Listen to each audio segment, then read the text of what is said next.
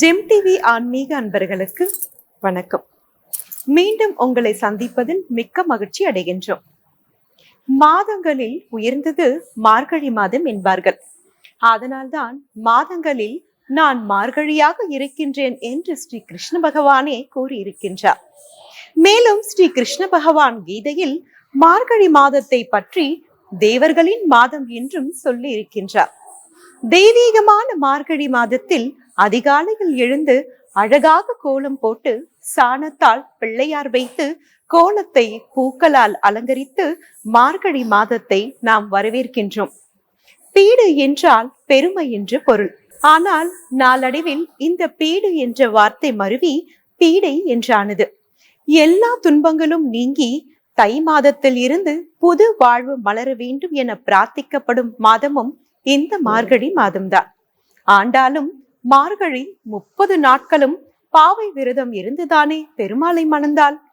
எனவே இப்படி சிறப்பு வாய்ந்த மாதமாக மார்கழியை பற்றி பரதத்தின் மூலமும் ஆன்மீக சொற்பொழிவு மூலமும் காண இருக்கின்றோம்.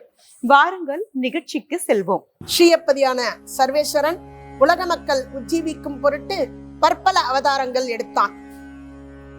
தான் வராக அவதாரத்தில் உபதேசித்த முக்கரணங்களால் தன்னை ஆசிரியிக்கும்படி சொல்லி தனது பட்டத்து மகரிஷியான பூமி பிராட்டியை கலியுகத்தில் பூலோகத்தில் ஆண்டாளாக அவதரித்து உலக மக்கள் உஜ்ஜீவிக்கும் பொருட்டு உபதேசித்திட்டு வா என்று விண்ணப்பிக்க அதன்படி ஆண்டாளும் பூலோகத்தில் அவதரிக்கிறார். திருப்பாவை என்று 30 பாசுரங்களை தன் வாயினால் மலர்ந்தருளி பாவை நோன்பை இருந்து பகவானிடத்தில் மோக்ஷம் என்று சொல்லக்கூடியதான அந்த பறையை வாங்கி கொடுக்கிறார் நம் அனைவருக்கும். அந்த வரிசையில் இன்று 28வது நாள் பாசுரம். கரவைகள் பின் சென்று கானம் சேர்ந்துண்போம், கரவைகள் பின் சென்று கனகம் சேர்ந்துண்போம், அறிவொன்றும் இல்லாத ஆய்குலத்து உந்தன்னை பிறவி பெருந்தனை புண்ணியம் யாமுடையோம் குறை ஒன்றுமில்லாத கோவிந்தா உந்தன்னோடு உறவேல் நமக்கிங்கு ஒழிக்க ஒழியாது அறியாத பிள்ளைகளோம் அன்பினால் உன் தன்னை சிறு பேரு அழைத்தனவும் சீரியரோலாதே இறைவா நீ தாராய் பரையலோரெம்பாவாய். முதல் 5 பாசுரங்களை அவதாரிகையாக இடுகிறாள். அடுத்து 10 பாசுரங்களில் 10 பெண் பிள்ளைகளை எழுப்புகிறாள். அடுத்தது நந்தகோபன் இல்லத்து வாசலில் வாயில் காப்போன் தோரண வாயில் காப்போன் கொடி தோன்றும் தோரண வாயில் காப்போனை எழுப்பி நந்தகோபன், யசோதை, பலராமன் இவர்களை எழுப்பி நப்பினை பிராட்டியை எழுப்பி கிருஷ்ணனை எழுப்புகிறாள்.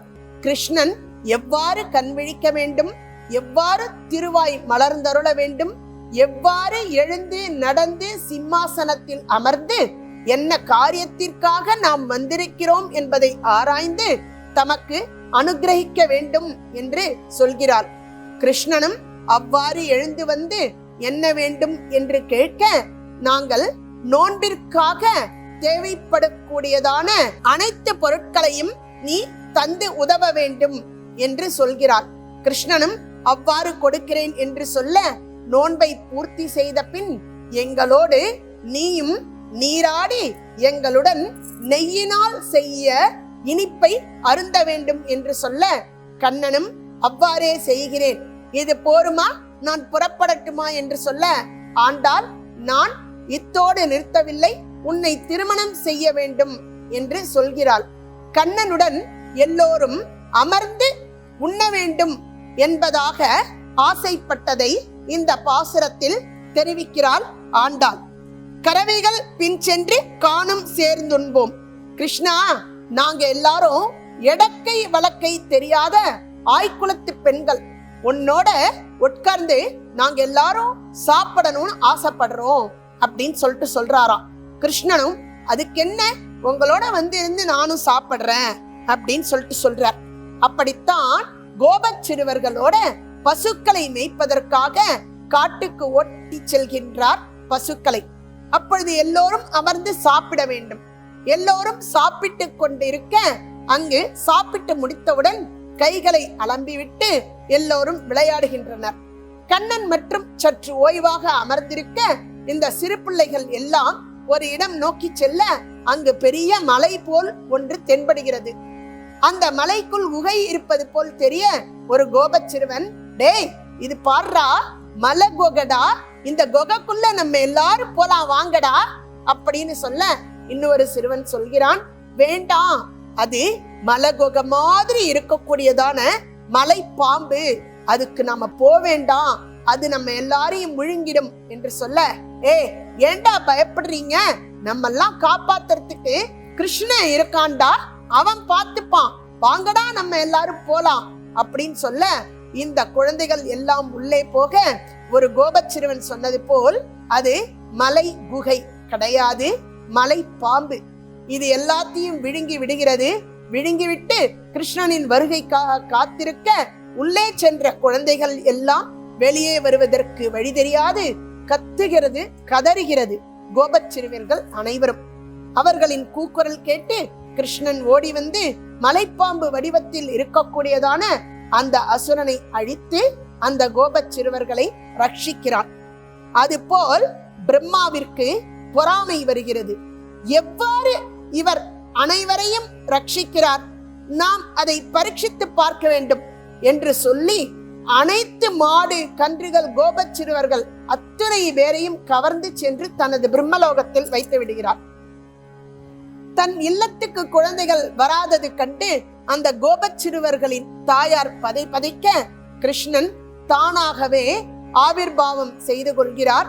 அத்தனை கோபச் சிறுவர்களாக தானே உருவம் எடுக்கின்றார்.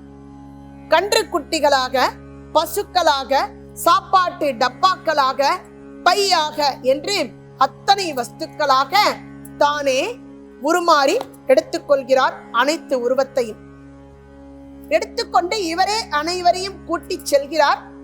ஒரு குழந்தையும் அவரவர்கள் இல்லத்திற்கு செல்கிறது. அன்று முதல் பார்த்தால் அந்த தாயார்களுக்கு அவ்வளவு ஒரு சந்தோஷம், இனம் புரியாத ஒரு சந்தோஷம் இருக்காதா? பின்னே ஜகத் நாராயணனே அல்லவா வந்திருப்பது இவர் இல்லம் தேடி, என்னன்னே தெரியலையே, குழந்தை எல்லா நாளை விட இந்த நாள் என்னவோ ரொம்ப அழகா இருக்கானே, படுச்சுட்டியா இருக்கானே என்று தாய்மார்கள் எல்லோரும் அதிசயிக்கின்றனர். நாட்கள் கடக்கின்றது. பிரம்மலோகத்தில் இந்த குழந்தைகளை சமாளிக்க முடியாது சரஸ்வதி தேவி பிரம்மதேவரிடம் கடிந்து கொள்கிறார்.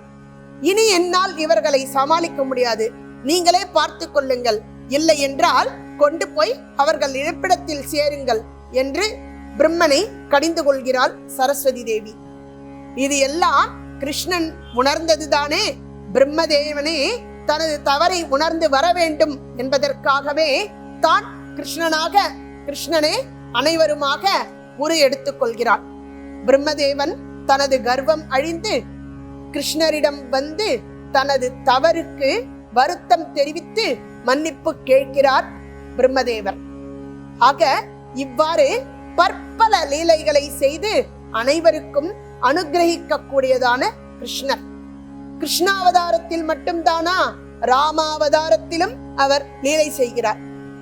காட்டில் இருக்கும் பொழுது, வனவாசம் செய்யும் பொழுது ராமனுக்கும் சீதைக்கும் ஒரு பொய்கையில் நீச்சல் போட்டி நடக்கிறது. அந்த நீச்சல் போட்டிக்கு நடுவராக தீர்ப்பு வழங்கக்கூடிய ஜட்ஜாக லக்ஷ்மணன் நியமிக்க ராமனும் சீதையும் நீச்சல் அடித்து வருகின்றனர். இக்கரையிலிருந்து அக்கரைக்கு சென்று மீண்டும் இக்கரை வர வேண்டும். யார் முதலில் வருகிறார்கள் என்பதுதான் அவர்களுக்குள் உண்டான ஒரு போட்டி. ராமனும் சீதையும் நீச்சல் அடித்து செல்கின்றனர். சீதை எதிர்கரையை தொட்டுவிட திரும்பி அங்கிருந்து இங்கு வந்து சேர்ந்து விடுகிறாள். ஆனால் ராமனோ இன்னும் எதிர்கரையையே போய் தொடவில்லை. அப்பொழுது லக்ஷ்மணனிடத்தில் சீதை சொல்கிறாள், லக்ஷ்மணா, நான் தான் ஜெயித்தேன் பார், உங்க அண்ணா தோத்துட்டார் என்னிடத்துல அப்படின்றாராம். ஆம், ராமனுக்கா நீச்சல் அடிக்க தெரியாது, இருந்தாலும் சந்தோஷத்தை கொடுக்க வேண்டும் என்பது போல் தான் நிதானமாக கரை சேர்வது போல் நிதானமாக வந்து சேர்ந்து சீதைக்கும் மகிழ்ச்சியை கொடுத்தாயே, இப்படி எல்லோருக்கும் மகிழ்ச்சியை கொடுக்கக்கூடிய நீ எங்களுக்கும் மகிழ்ச்சியை கொடுக்க வேண்டும் என்று ஆண்டாள் நாச்சியார் கண்ணனிடத்தில் கோரிக்கையை வைக்கிறாள். அப்படித்தான் கண்ணன் இக்கரையில் உட்கார்ந்து கொண்டு அமுது செய்து கொண்டிருக்கின்றார். தனது தாயார் கொடுத்தனுப்பிய தயிர் சாதத்தை கோபச் சிறுவர்கள் எல்லோருக்கும் கொடுத்து, அக்கரையில் இருக்கக்கூடியதான ஒருத்தி தன் குழந்தைக்கு அமுது ஊட்டுகிறாள். நிலவினை காண்பித்து, நிலவினை காண்பிக்க மேலே கையை காட்டவில்லை, எதிர்கரையை நோக்கி அதோ அங்கே பார் நிலவு இருக்கிறது என்று சொல்லி அந்த அமுதை அந்த குழந்தைக்கு ஊட்டுகிறாளாம். ஆம், சந்திரனாகப்பட்டவர் இங்கு கிருஷ்ணனின் திருவடியை வணங்கிக் கொண்டிருக்கிறாராம்.